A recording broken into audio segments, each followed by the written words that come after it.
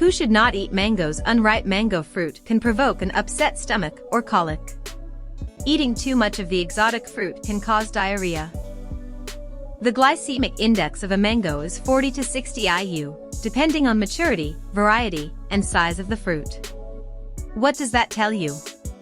The GI gives insight into how quickly sugar is absorbed from the digestive tract into the bloodstream. It is important for patients who are watching their sugar levels to monitor the amount of fruit they consume, including mangoes. A single serving of fruit for people with carbohydrate metabolism disorders should be about the size of a fist. The next intake of fruit is recommended only after a few hours. Mangoes should not be eaten in the afternoon. In the evening, fruits containing sugars are more difficult to digest, which may cause glucose levels to remain elevated throughout the night.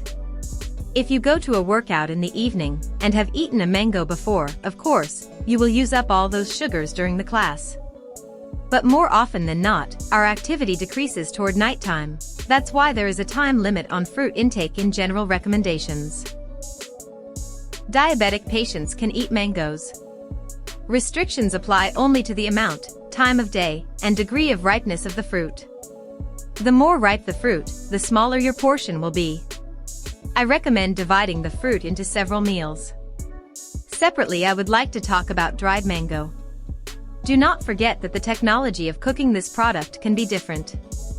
Most often, manufacturers sprinkle the mango with powdered sugar, thereby increasing the sugar content.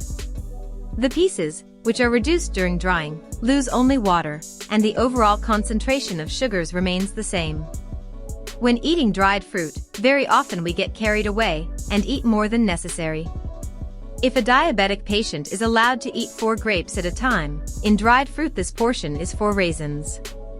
Even our most familiar dishes may not be so simple.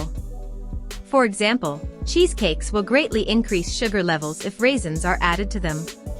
The same insidious story can happen with any dried fruit. Doctors recommend giving preference to fresh fruit because they contain a lot of fiber. This in turn slows the absorption of sugar in the gastrointestinal tract and allows it to rise slowly without causing sudden releases of glucose and insulin.